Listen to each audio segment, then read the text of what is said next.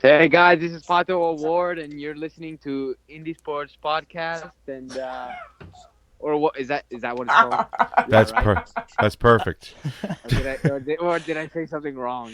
No, trust me, man. I mean, I can edit all this. It's no What problem. is You it? can What is it again? Indie Sports Podcast or what? The the Indie Sports Car Podcast. Indie Sports Cars Podcast. nice. Yeah. If you want to try it again, go ahead. Hi guys, I'm Pato Award, and you're listening to the Indie Sports Car Podcast.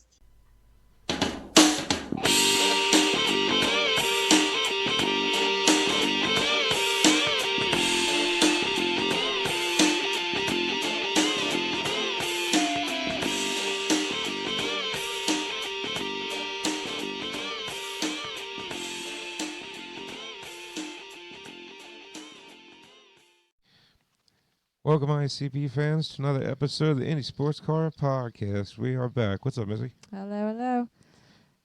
And we have a guest with us. You know, figure we've been going long enough. We got to come back strong. So I think we have a great guest with us, Missy. And who do we have on? So we're welcoming back to the show, right? Yeah. No, sorry. Back to the show, because he has been on the show before. He was our USF 2000 runner-up to the 2019 championship for Paps Racing. He was driving the number 22. Welcome back, Hunter McElrea. Welcome back, Hunter. Hey guys, thank you for letting me come back on. Oh, Hunter, it's a pleasure, man. Yeah, anytime you have to spare for us, we are very thankful for it, man. And I just gotta say, man, you made the USF 2000, or is it? Yeah, USF 2. It's still USF 2000, right? They didn't change that. No, name, they didn't right? change that. Okay, good. So you made the USF 2000 championship really exciting to watch, man. From I'd say Road America on, where you really came alive, brother. And just want to say, just great racing, and you really, I mean, you made it interesting. It was right down to the wire, and you know, congratulations on just a really stellar season, and you really turned a lot of heads, man. So I just want to say that right off the bat. Thanks very much, mate. It's really means a lot. You know, it was a amazing first year. Obviously, it didn't end how I wanted, obviously, at all. But my first year in America racing, rookie. You know, I was a rookie. You know, like I didn't have any experience of street tracks, ovals, or anything like that. Didn't know any of the tracks, so to have kind of dominated it like we did, especially the second half of the year. You know, we had the most poles, most laps led, a lot of really good stats. So just really thankful for the opportunity. And obviously, like I said, I didn't get the championship, obviously due to some stuff outside of my control with some, electrical sensors failing in my car. Unfortunately, last qualifying session of the year. But hey, overall, like I said, an amazing experience, which I was very thankful for. Yeah, and I'll tell you what, man. It's funny that you say that it comes down to that one, that one element, that one part on the car at the last event of a really just amazing season. Um, and it's just funny, like thinking back the past couple of years. I mean, Parker Thompson comes to mind with that one flat tire he had at Mid Ohio, and Anthony Martin again at Mid Ohio. Mid Ohio just seems to be that track where it's like it's either a blessing or a curse to some drivers. I don't know why, but I mean, so like you said, you were a rookie coming in, a scholarship winner, and basically, just tell us how the season went from, you coming to America, street courses for your first time, road courses. How did you love the oval? I mean, what was your favorite courses? What was the courses you didn't like? I mean, just kind of talk us through the season from beginning to end, man. So, like I said, first round is St. Petersburg, and quite a eye-opening kind of first race to go to. My first street track, my first Road to Indy event, first USF 2000 race, all these kind of first things, and you don't really know what to expect. So I qualified on the front row, my first time on a street course, first race, which I was quite content with. Obviously, how it turned out, it was me and Eves in the front row for the first race of the year, which was kind of how the championship went. Me and him fighting head to head, amongst others. But in terms of the championship, definitely it was between me and him the whole year. So, yeah, first ever race start in USF 2000. I'm coming into turn one. I didn't have the best start. I probably was a little nervous, to be honest, but I kind of dropped into around third off the start from second. I'm coming into turn one, and, everyone told me, turn one, St. Petersburg, something's going to happen. So I'm kind of, slightly nervous, but when you're driving the car, you're not really thinking about what could happen. You're just focusing on your job.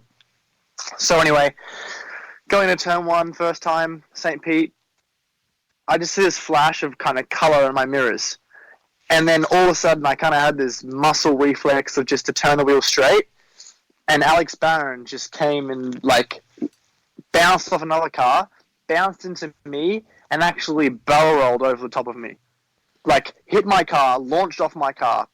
And literally there's a photo of him completely vertical over the top of me. And I'm kind of just looking up at him like, oh my gosh, there's a car that's doing a barrel roll over the top of me. I haven't even done the first corner of my first USF 2000 race, and there's already a car doing a barrel roll over the top of me. It's like, what did I get myself into? So it was just such a kind of nervous thing, because everyone's kind of talking, like, what's going to happen and all this stuff, and I'm kind of like, something's going to happen, but I wasn't really expecting a car to barrel roll over the top of me. So I dropped back to about 7th.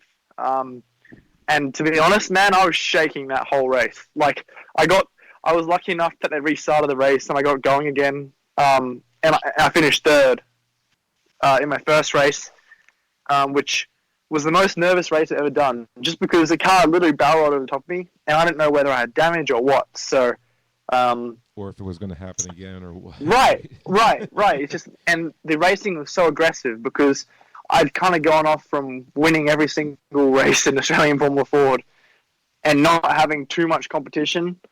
Whereas you come here and it's like, wow, everyone races so much harder and everything like that.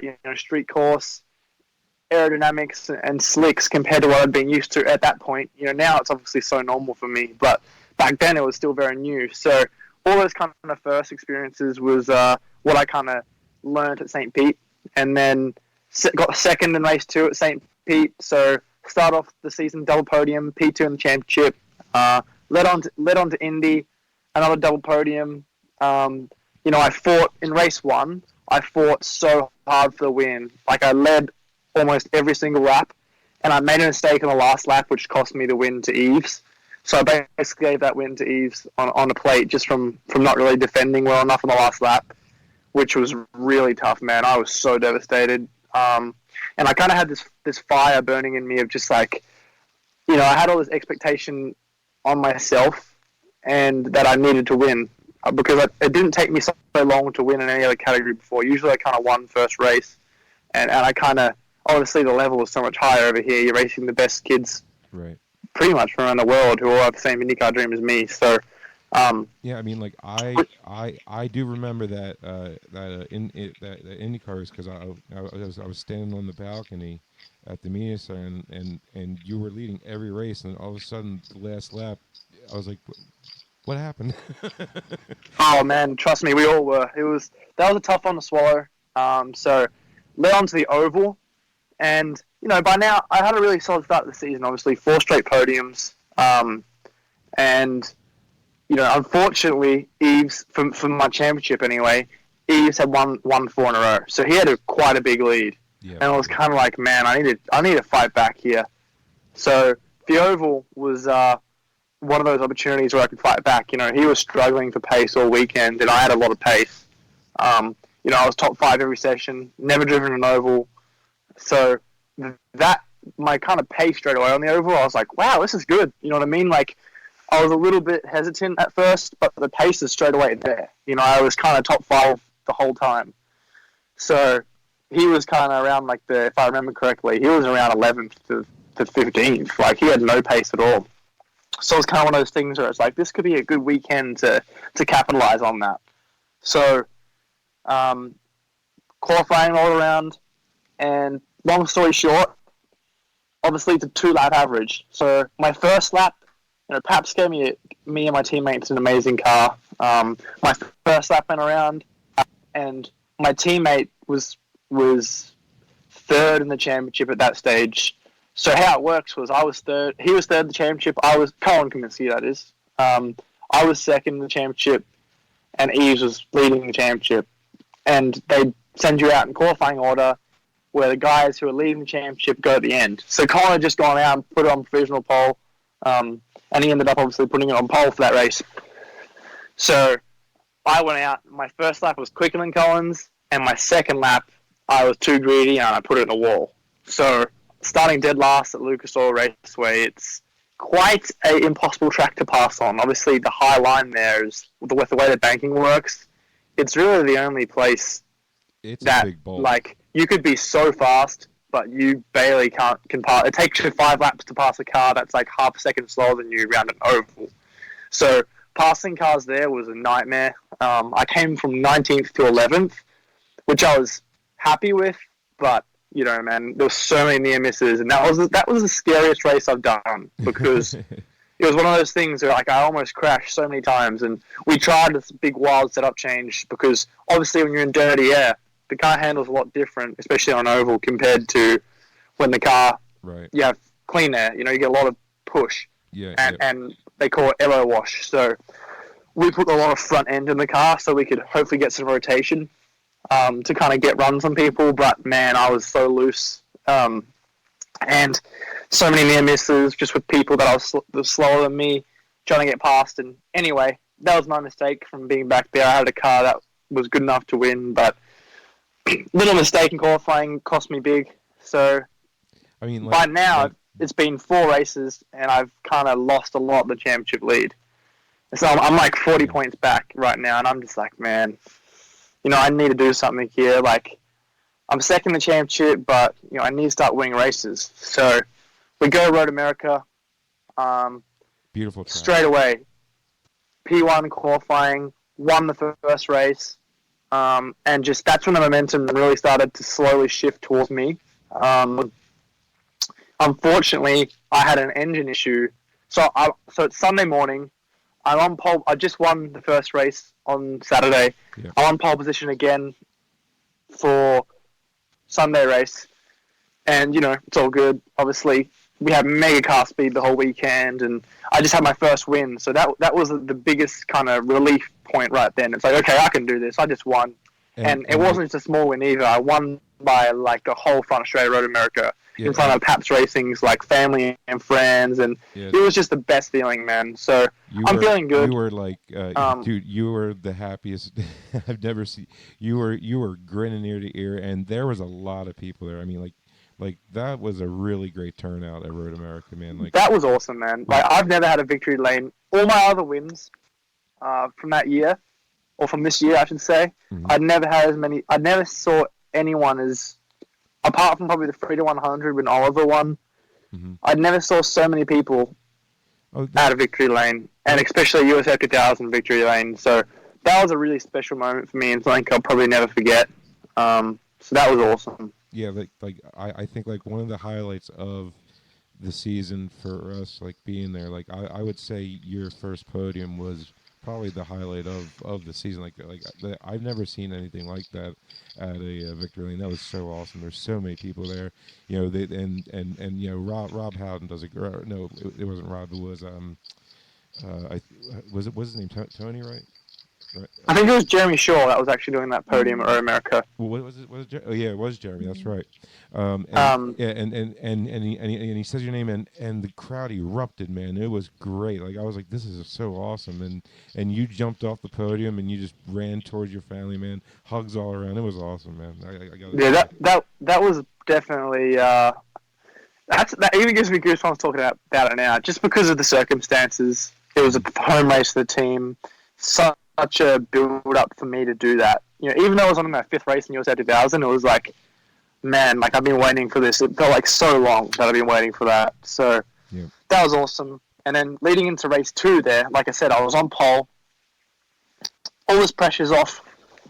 And, you know, I knew I had the car speed, and again, Paps gave me an amazing car. So all's good. And then I actually had my engine went into limp mode on the pre-grid, driving up to line up, literally before you were on the track. So I don't know if you remember this, but Elite Engines, they delayed the start of the race like 5 minutes at least, like trying to get my car to run.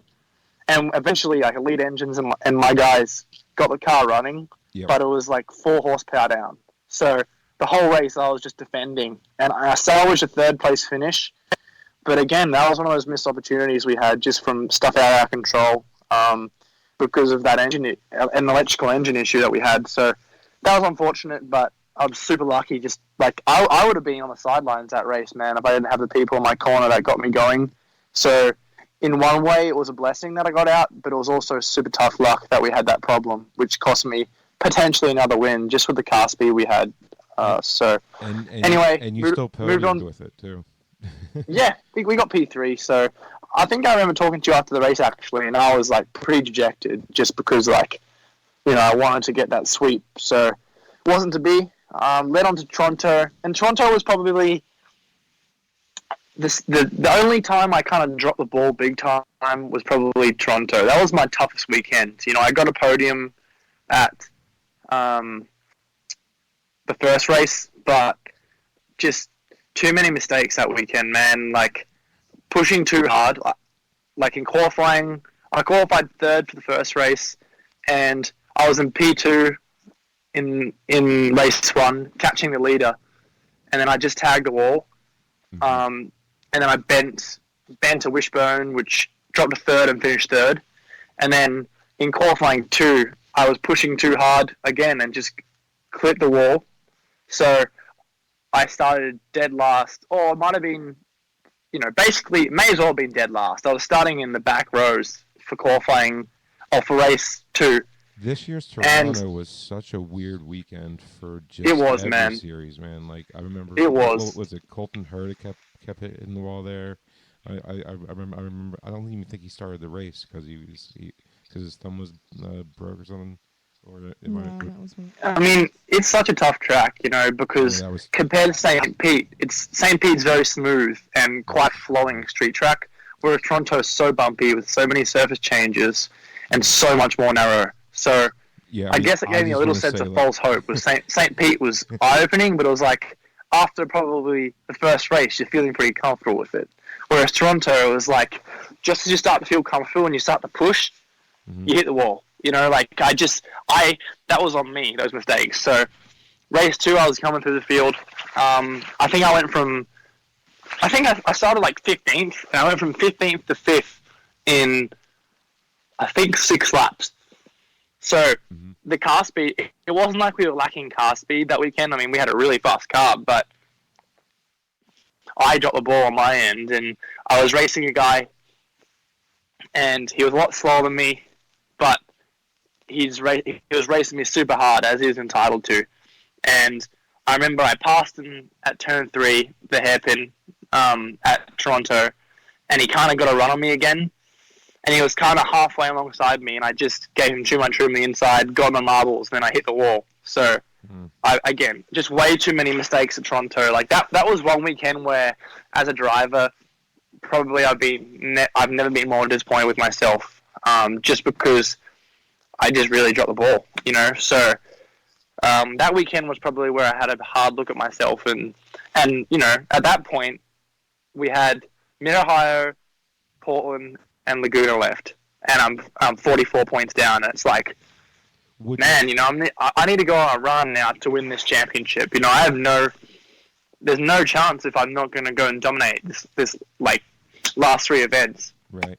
Like that I'm going to do anything. Like, would you say your experience at Toronto taught you a lot, though? Yeah, it was like I had to, you know, I had a hard look at myself, and I really kind of, it just made me a lot mentally tougher, you know, like overcoming that, because you know, I just really, you know, I've never really had an experience where I just let myself down so much in the car, you know, just from kind of pushing too hard, to be perfectly honest. You know, I just didn't, I wasn't finding that line of underdriving and driving to that limit. At a road course, you can drive 100% every lap, and if you drop a wheel, you flick up some dirt, or maybe have a little oversteer moment, and it's like, okay. Whereas if you drop a wheel, well, there's no dropping wheels at street tracks. You're hitting a wall. So for me, it was like I had this pressure on myself that I needed to win, and I needed to do all this stuff, and it just got to me too much, and I pushed that too much. I pushed too much and hit the wall. Whereas not only did I think in my head, like, okay, I need to do something now, it was almost like taking the pressure off and believing in myself and just not worrying about what Eves was doing or what anyone was doing, because to be honest, I was focusing on things out of my control and things that weren't really going to affect me either way, or I couldn't control way too much. Whereas I kind of just thought, okay, I'm just going to maximize what I can do in the car, and that's all I can do. And went to mid-Ohio, and I double poled. It was really good, sir. Yeah, and then mid-Ohio, and what did I tell you, buddy? Yeah, I remember you told me it's quite a lot of pivotal moments happen at mid-Ohio in terms of championship and things like that. But, it was weird. I went into mid-Ohio, and I was kind of like, from that point on, for the rest of the championship, I just didn't really mind what anyone else did. It was like trusting yourself enough to know that you can do the job, and you have the people around you to do the job. And, I knew every weekend we went, we had car speed. So I knew car speed wasn't going to be an issue. It was just going to be making sure that I maximized myself, and the rest would kind of handle itself. So I went to mid-Ohio. I put it on pole for both races. I topped every practice session. I got second in the first race because I didn't block well enough on the first lap. So that was annoying. But, I still had a massive points gain in the championship in that race. And then on Sunday, I dominated the race, led every lap with fastest lap. And then I took the lead from 41 points to 9 points. Yep. In one weekend. And that was kind of like, okay, it was a huge it's on win. now.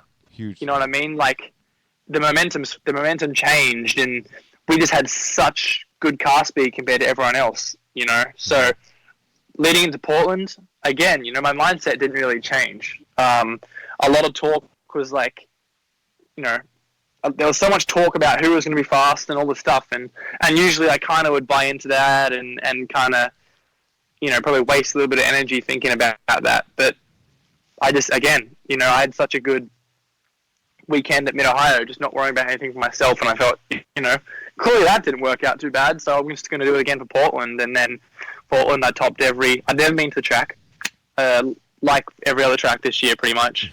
And I topped every practice session, every qualifying session, and then dominated both races by like over 6 seconds in both races. So then got the championship lead heading into Laguna, and that Portland weekend was such a mega feeling, because that was like, you work so hard for the championship lead, and it almost seems impossible, and then now you're leading the championship heading into the last round. So in a way, that achievement in itself of just never giving up. And people that wrote me off after the second round at Indy, people were saying, Eves has this massive lead already, no one's going to touch him, and then I'm leading the championship heading into the last round. So that was a really cool experience, and I learned a lot in that whole process of being behind and then coming back, of just trusting yourself, trusting your team, and focusing on your own process. So that was really cool to experience that. Definitely. We've seen it so many times, people leading, it doesn't matter what series it is in all three series of Road to Indy, but if they're like leading a big points lead halfway through the season, you're thinking, oh, it's over, and then by the end of it, it's totally flip flopped, because this like each series, it's just anything can happen, and you had a roller coaster of a season so far, and now you're in first going into Laguna Seca.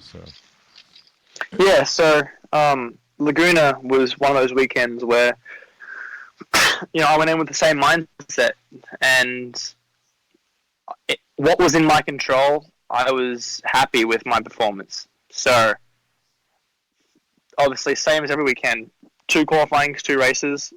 Again, a brand new track for me. And qualifying 1, I was on provisional pole.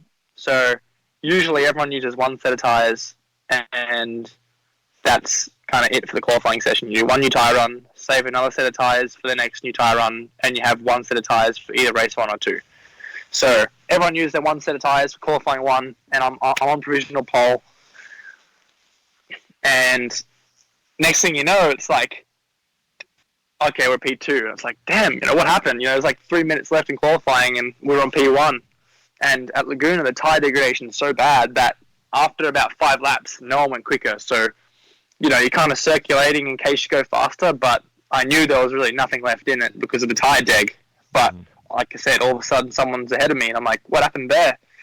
And Eves went to 2nd set of tyres to out-qualify me and get that bonus point. So, either way I wasn't stressed because at this stage, he's got 1 set of tyres left for qualifying 2, and then he has no new tyres for the races, whereas I had a set left for qualifying 2 and 1 set for the races like everyone else in the field. So qualifying 2 rolls around, and that's when it all kind of went to turmoil, really. I didn't even get to set a lap.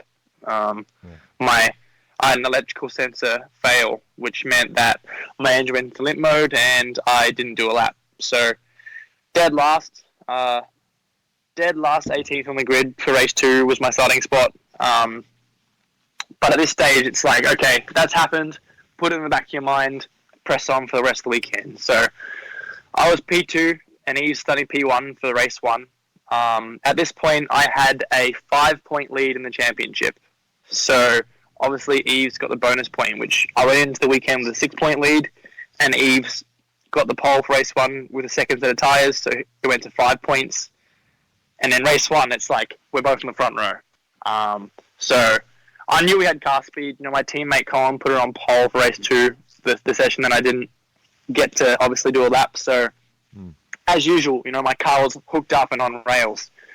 So long story short, me and Eves had a hard race, man.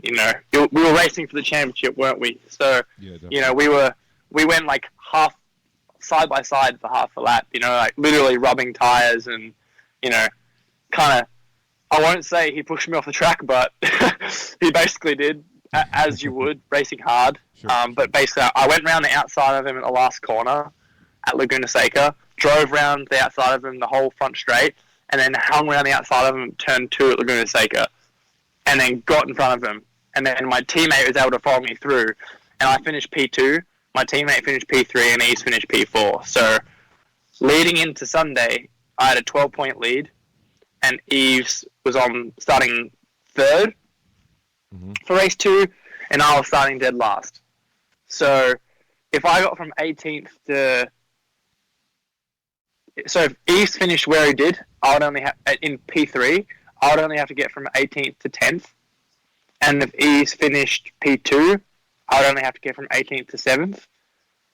So I got from 18th to 7th, and Eves finished P1. So to his credit, as much as it stings, and as much as I believe me losing the championship was outside of my control in this last race, because I'm very confident that I would have at least been on the front row, if not pole position, if I got to do qualifying 2. Of course. Which would have meant I would have been in a good position to win the last race.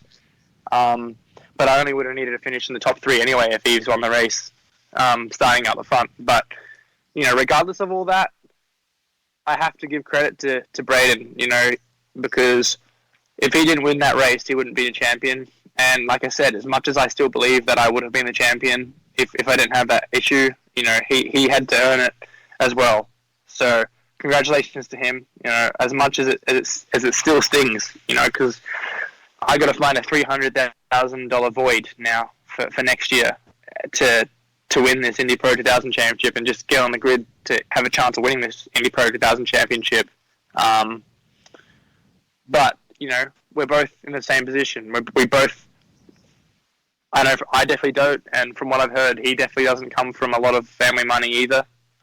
So I expect if I can get on the grid, I expect it to be a really another tight battle between me and him next year. So, um, yeah, it's what it is. It stings a lot, not only because of those reasons and because of the champion as much as the championship means, but Paps Racing, they deserve this championship so much because we had the fastest car pretty much everywhere. Maybe apart from the first two rounds where the Eves and the Capes, at St. Pete and NEGP maybe. Everywhere else, we were so fast and just every weekend my car was so good to drive. Paps just did an amazing job and everyone kind of did their job. So they deserve that championship. They deserve to break that kind of Cape success, I guess, streak. But, it is what it is. And as much as it sucks, you kind of got to believe everything happens for a reason, I guess. And as much as I'm not for those kind of corny phrases and things like that, the way I'm kind of justifying this is like, no one thought that I would have been able to ever claw back that lead that I was trailing, at the start of the year, and I did, and I was leading the championship with one race to go by 12 points. So you never know what can happen. I'm just going to keep pushing, keep believing in myself, and keep working hard to get on the grid for next year. I just had my first taste of an Indy Pro 2000 car just over a week ago at the Chris Griffiths test, and I ended up P1 overall. So, you did very well at the Chris Griffin test. If I remember everything. Thank you. That's kind of a really cool way to, I guess, cap off the year, and gives me a little bit of, I guess, ammunition to show to people, I believe I can come and win this championship next year. So I'll keep working hard and keep pushing on, and we'll see what happens. How did the Indy Pro car feel? Oh, I loved it. It's a beast, like USA 2000 car, it's awesome. And hopping out of a Formula Ford into that was like, I love this car. It's awesome. But hopping into the Indy Pro car, I'm not going to lie, I was pretty hurt and pretty sad and feeling pretty sorry for myself. Pretty much non-stop after I lost that championship in Laguna. But when I hopped into that car, I couldn't stop smiling. So definitely kind of makes everything feel a lot better when you have something else to shift your focus to, and to be driving that car and just be fast out the box. And it's a lot faster and everything happens a lot quicker with a lot more downforce, a lot more mechanical grip, a lot more power, and it's a lot more physical. But it's just such a good stepping stone from the road to Indy because straight away I was fast. Obviously it takes a while to adjust to, like I said, how much fast everything is, but it probably took me, I think, 10 laps, and I was, near on P1 pace. So I loved it, and I just want to drive the car more, and I can't wait to hopefully get back in it when I can. Oh, you definitely turned a lot of heads, man, and one of the main stories that came out about a week ago, was about the Chris Griffin test, and there's your name right there, top in the section and everything. So that turns a lot of heads, man. I'm sure that you not winning the championship does hurt financially, but people are going to want to give their money to the driver that they think can basically perform the best out there. And I think you proved right out the box that you're ready to make the the next step up, man. And you saying that it's like so much more physical and everything, like, and can you just imagine then hopping into an Indy Lights and then hopping into an Indy car? It's like how much bigger can your smile get, Oh, 100%. That's what I was thinking. I'm like, I can't wait to hop into an Indy Lights car and hopefully an Indy car one day because, man, this car is fun. So can't imagine how much fun those are going to be. Exactly. And it's a lot of fun to watch you guys race them too, man, because I mean, like you said, the entire grid is just filled with nothing but great talent, and for you to do what you did, I wouldn't feel down on yourself at all, man. Like I said earlier, I mean, you should really feel proud of yourself for the season that you had, man. And it came down to, like a single position, to the last, race of the entire season, and it was just such a dramatic, just a whole like see it was really dramatic, and that's just and that's what's racing is all about, man. Is it's just about watching the best talent out there racing against each other, and and the drama behind it and the stories behind it and everything. And I was talking about Varsha earlier in the year. He was on, and he was saying that the best thing about racing is the stories that come out of it. And your story this year, even though you didn't win the championship, I would say is the most compelling and dramatic, and just one of the most awesome stories to have followed all year, man. And I just want to say it was a pleasure meeting you at Road America after your first win, or and all that, man. And really looking forward to seeing what you do from here on out. Climbing the ladder, learning how to go faster and faster in these wing and slick cars. So um, it's really awesome to hear you talk about it, man. A lot of passion behind it, and you got the talent to back it up, brother. So just wanted to say that. Really think you're you know you basically have you're going to be having a lot more fun in these cars, for the years to come. And Hunter McElrea, however you want to say it, it's all good because you're going to be saying his name. I'm telling you. So yeah, Thanks, man. not a problem. Missy, is there anything you wanted to add? No, you summed up. Hunter, you said it all, man. I don't even know what else to say after that, brother. You broke down the season perfectly. I don't the questions I had for you, I asked them, but basically all I can say is Lucas Oil is I think personally not a great oval for you guys to try to learn on ovals, because there's no other oval like it that you'll ever see. But other Look, it's its own beast, man. I'll tell you it that really much. is. It's one of those high line, single line, one lane ovals. But Yeah. it is what it is, and I'll make the most out of it as I can. But hopefully, if I'm getting the grid next year, we're going to Gateway. So, from what I heard, that track is super fun on an Indy Pro car. So, It's a great track. looking forward to trying that. And I'm really happy to hear that, man, because like that's the kind of oval you guys need to learn how to race these cars on. Lucas Oil doesn't, I don't think, do much for learning how to race on an oval in these cars, because it's so much different, because you actually can go straight. Right, right. You can actually draft and go straight a little bit. It's weird, so, but thanks for coming on, Hunter. I really appreciate your time, brother. And we'll definitely have you on again. Probably before the next season, because we'll be following the, your upcoming career, and see where you end up in Indy Pro next year. And best of luck to you. And just be fast and be safe every time you go out there, brother.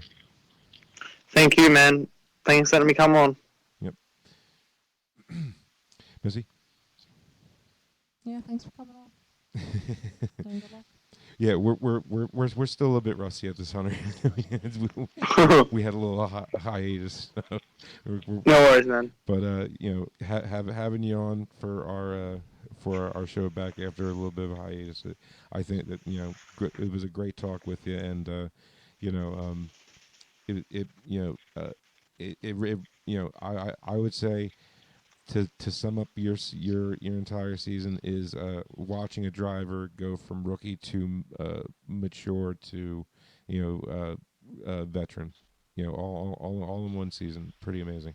Thanks, man. I really appreciate it. All right. Thank Well, you, man. dude, very welcome. And Missy, there's been a lot of news, but I think we'll catch up with it next week. Because I don't think there's much to talk about because that was just an awesome chat. Hunter, thank you so much. It was great. And Missy, take us out how we Well, normally do. I actually had some stuff I want to talk about, so Do you really? I do. Can we do two parts then? Because I just want to keep this as one show because that was awesome. All right, that's fine. Okay. And on that note, you know that I know that, well, Frank and Missy, we're back. And Hunter was a great welcome back show, you know? Thank you.